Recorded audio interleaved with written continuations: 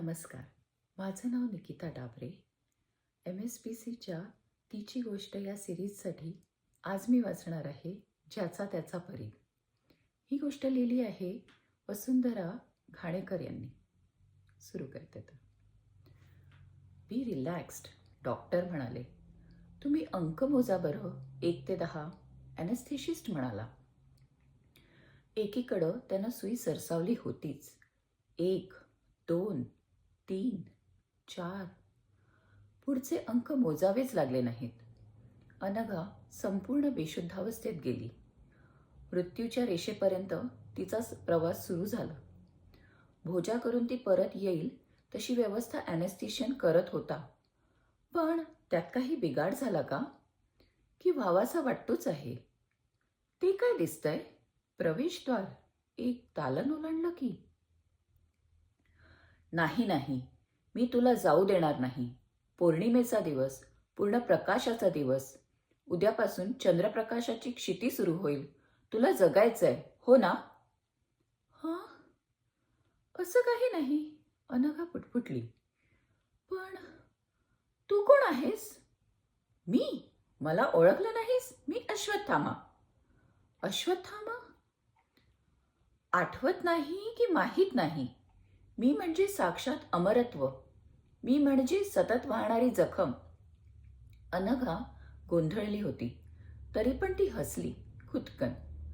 अरे, जखमे एवढं अमर असं दुसरं बरं काय असू शकतं? वा, तुम्ही डॉक्टरांनी केलेली जखम अमर थोडीच आहे.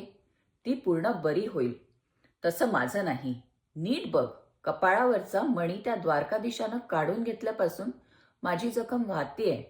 मी अमर म्हणून ती देखील अमर. थोडं आठवल्यासारखं करत अनघा म्हणाली.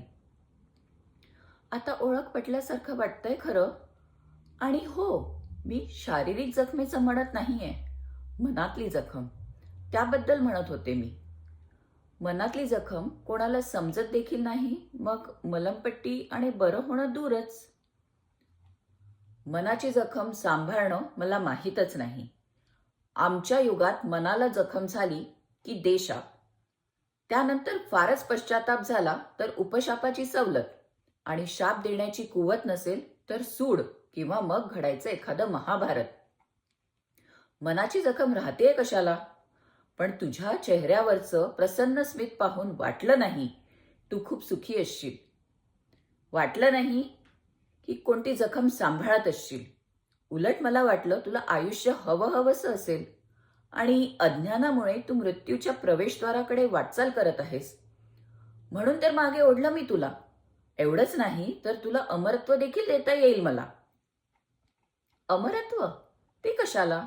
अनघा तर खोखो हसू लागली. तुला नको अमरत्व? इथे तर सगळेच धडपडताना दिसतायत त्यासाठी. डॉक्टर, संशोधक आणि पेशंट देखील. कित्येक माणसं नुसतं आयुष्य नाही तर तारुण्य टिकावं म्हणून झटताहेत. आणि तुला नको आहे? मी सहज देऊ शकतो तुला. ही माणसं का धडपडत आहेत मग? अश्वत्थामा आश्चर्यात बुडाला होता. जे मिळणार नाही आणि कदाचित जे नको आहेत त्यासाठी ते श्रमत आहेत बिचारे. पण ह्यात वेगळा अपव्यय नाही का? अनघा समजुतीने म्हणाली.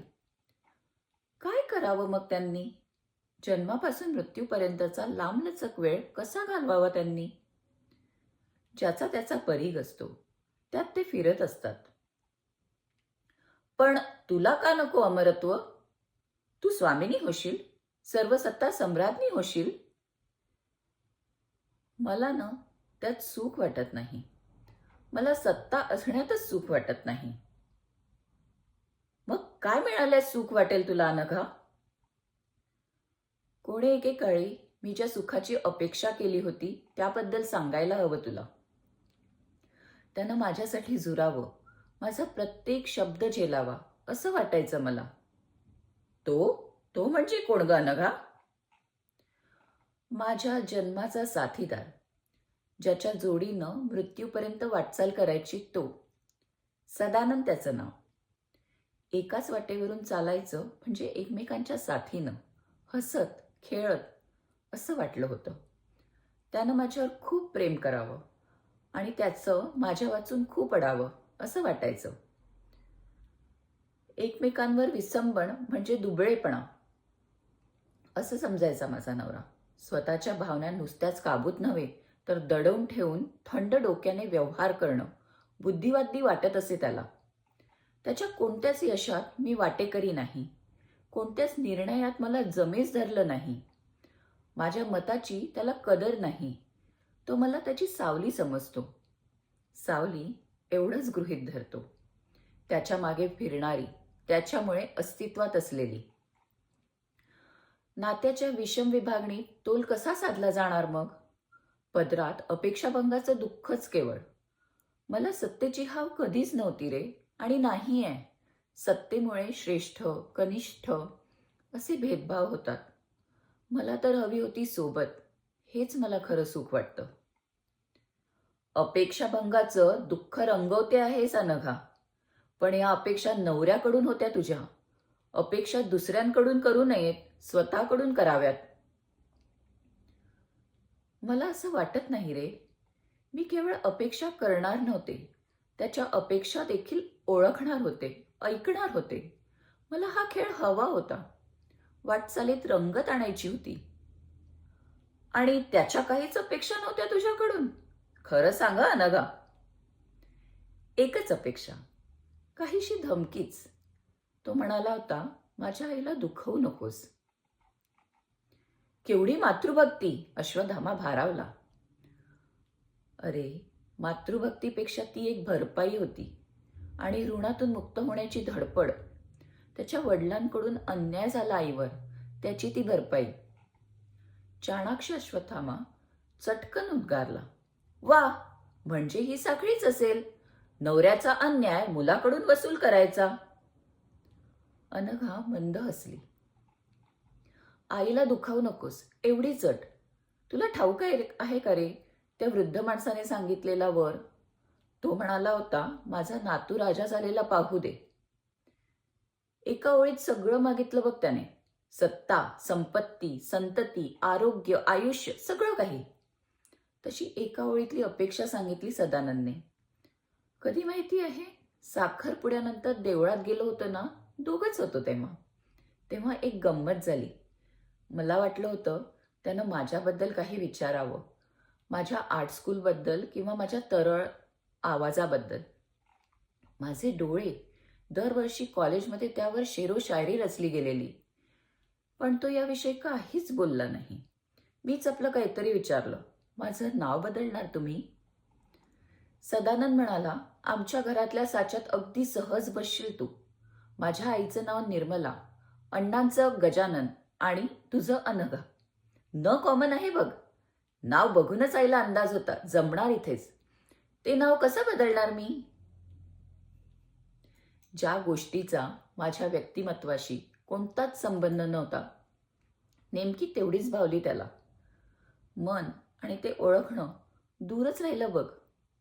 नकारात देखील न असतो, उगीच माझ्या मनात कळ आली. देवळातल्या नक्षीदार खांबाकडे मी बघतच राहिले. किती पेललं होतं देऊळ त्याने, पण डोळ्यात भरत होती त्याची ती वरवरची नक्षी. हळूहळू एक एक पायरी उतरत मी त्याच्याबरोबर मंडपाबाहेर आले. मग मी मनात उगाच घोळवत राहिले. त्याच्या अपेक्षा, कोणत्याही शाखेतली, ग्रॅज्युएट, उंची 5'2" ते 5'4", आकर्षक व्यक्तिमत्व, गृहकृत दक्ष, नोकरीची अट नाही, उलट नसल्यास प्राधान्य, या सर्वात मी बसत होते. शिवाय अनघातल्या नची भर पडली. इतक्यात त्यानं न लिहिलेली अपेक्षा सांगितली की नोकरीची अट मुद्दाम लिहिली नाही. त्याच्या आईने इतके दिवस कष्ट काढले आहेत, आता तिला सुखात ठेवावं असं त्याला वाटत असे. पुन्हा माझ्या मनात तरमळलंच. माझ्या आईला पण विश्रांतीची खरं म्हणजे. पण त्याचा आवाज एकाएकी चढत राहिला आणि तो सांगत राहिला, त्याच्या वडिलांनी त्याच्या आईवर केलेला अन्याय, मुख्य म्हणजे तिला निग्लेक्ट केलंय. ते तसे लवकरच गेले सदानंदचं शिक्षण चालू असताना. त्यानंतर त्याच्या आईनं खंबीर राहून कष्ट करून जिद्दीनं मुलांना वाढवलं. आता तरी तिला आराम हवा, तिला समाधानाचे दिवस मिळू देत असं सदानंदला वाटे. तरी त्यावेळेला मी भीतभीतच विचारलं, पण मी नोकरी केलेली चालेल ना तुम्हाला? जरूर, पण घर सांभाळून आणि माझ्या आईला किंचितही दुखावू नकोस. पैशासाठी म्हणशील तर मी समर्थ आहे, सदानंदनं सांगितलं. खरंच तू समर्थ होताच रे. एका पाठोपाठ एक प्रमोशन, चढत जाणारी पगाराची श्रेणी, सगळं होतं त्याच्याजवळ. अश्वत्थामा म्हणाला, पण त्याची अपेक्षा तुला पूर्ण करता आली का? आईला न दुखावणं म्हणजे अवघडच काम होतं रे. त्यांना इकडची कडे कुठे जागा सोडून हललेली चालतच नसे. लायटर आणि चिमटा सुद्धा जिथल्या तिथे. देवघरापुढचं स्वास्तिक सुद्धा काटेकोर, नेमक्या जागेत रेखलेलं. त्यात बदल नाही, बदल चालतही नाही. सदानंदला पानात गरम पोळी, अधमुरण ताक नसलं तरी त्या दुखावतात. मी आणि सदानंद कोपऱ्यापर्यंत फिरून येऊ म्हटलं तरी त्या नाराज होतात. एकटं एकटं वाटतं म्हणे त्यांना. आणि नव्यानंच लग्न झालेली माझी मुलगी चिनू माझ्याजवळ चिवचिवत असे तरी काय चाललंय एवढं गुपित असं वाटून बेचैन होत असत त्या. खूप जपावं लागलं रे. तारेवरची कसरत झाली.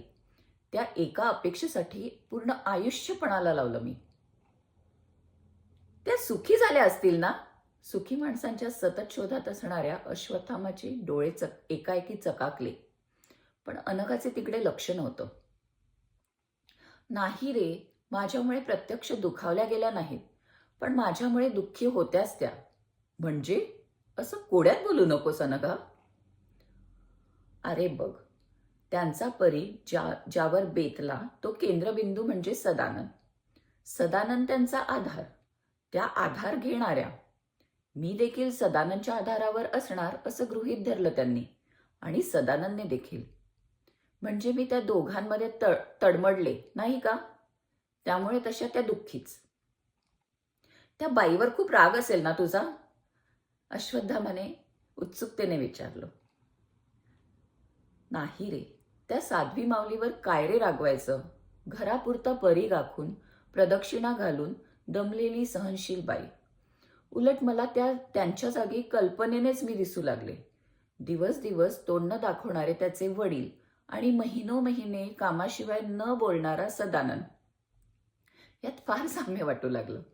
भविष्य काळातही माझी जागा मी कल्पनेने रेखाटू लागले आणि ठामपणे माझा वेगळा परीघ शोधला. निहारला मी केंद्रबिंदू बनवणार नाही, कधीच नाही. त्याला हळूहळू सोडवत गेले. ही साखळी तोडायला हवी, तोडलीच पाहिजे. अरे वा, काय केलंस त्यासाठी मग? घराबाहेर दूर असलेल्या शाळेत जॉब शोधला. त्यानिमित्तानं चित्रकला पुन्हा सुरू केली. त्यासाठी खूप पटवावं लागलं रे. माझी नोकरी कशी फावल्या वेळात आहे, ती कुणाच्या कशी आड येत नाही. विशेषतः घरच्या सेवेत खंड नाही. गरम पोळी, अधमुरं दही, सगळं जिथल्या तिथे. दुपारी किल्ली घेऊन जाईल, त्यामुळे सदानंदच्या आईची वामकुक्षी निवांत होईल. खरं सांगू का, दमछाक झाली पटवताना, आणि त्याहूनही प्रत्यक्षात. घर सांभाळून कर, सदानंदची आई म्हणाली. आईला दुखावू नकोस. त्याचं माझ्याकडे एवढंच मागणं. बाकी तू काहीही कर. अश्वत्थामा उत्सुकतेने म्हणाला. स्वतंत्र झालीस तर?